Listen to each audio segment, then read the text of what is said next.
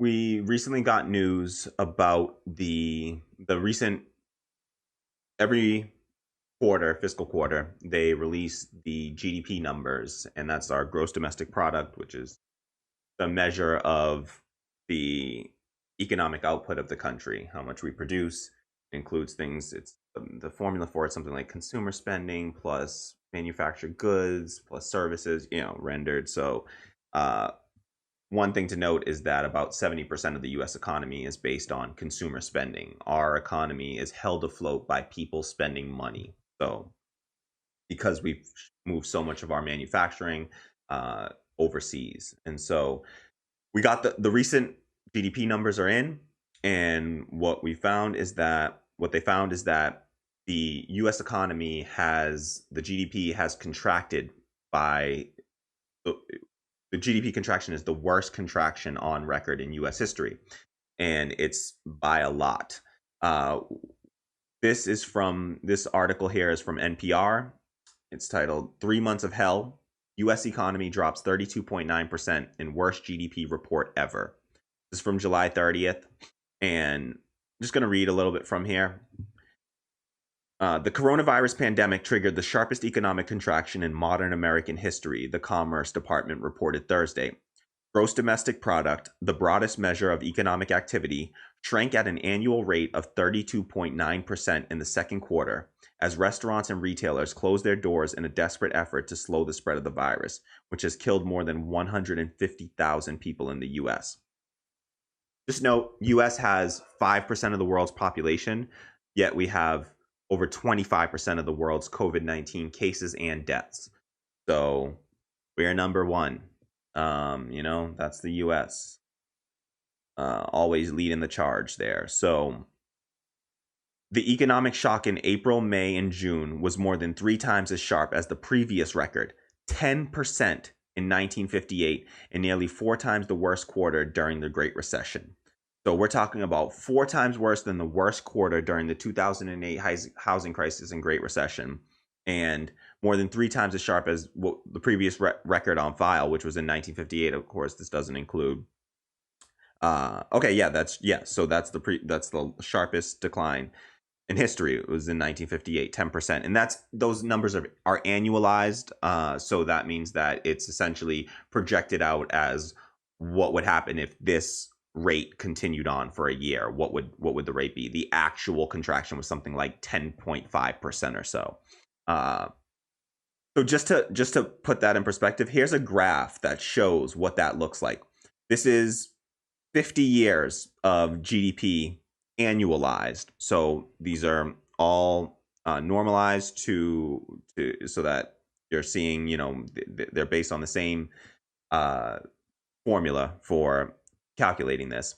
And you can see, I mean, where you're seeing the black, those are quarters where the GDP increased. That's, what you typically want to see is GDP growth. There's this idea in capitalism of like infinite growth. We can always be growing and growing and growing. It just will never end.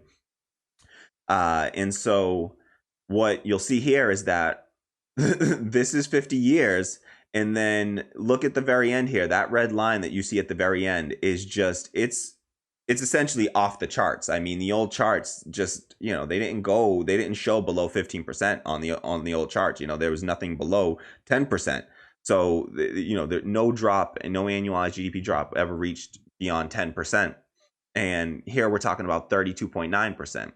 And so, I've seen articles, and I should have pulled one up from the New York Times, for instance, where they're really trying to sugarcoat these numbers, and they're warning you that, okay, don't pay too much attention to these numbers because this is a really unique circumstance, and so we should really be paying attention to this other number, the 10.5% number, because the economy only contracted by 10.5%.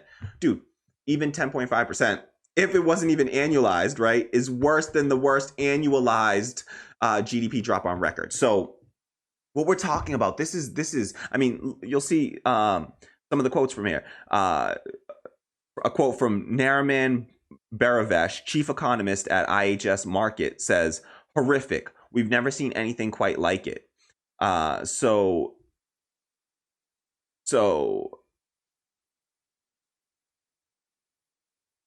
So yeah, so this is where we're at. You know, our the GDP is just a broad measure of our economic activity and doesn't tell the exact story on the ground for most Americans. Oftentimes, our GDP will have GDP growth while still we have millions, over 500,000 people homeless and people struggling economically all across the country. So this isn't the only way that we should measure the economy, but it is something, and it is the indicator that capitalists love to use. And so this is their measures that we're basing this off of, and it's horrendous. What this shows is that what happened here is unprecedented, and we should be alarmed by these numbers because what this means. And now just keep this in mind as we continue on, because again, I'm going to try to link these through in some of these stories that I do today.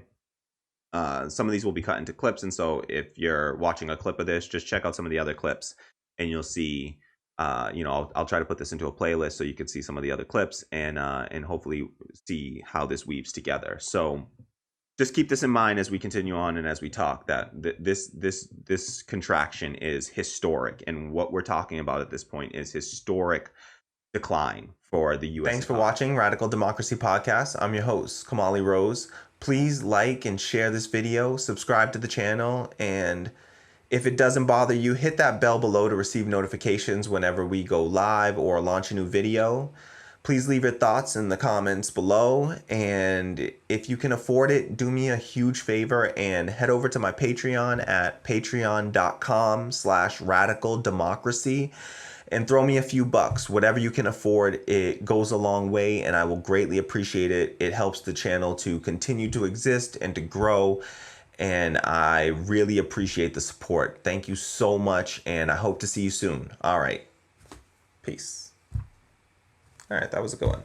That one's it.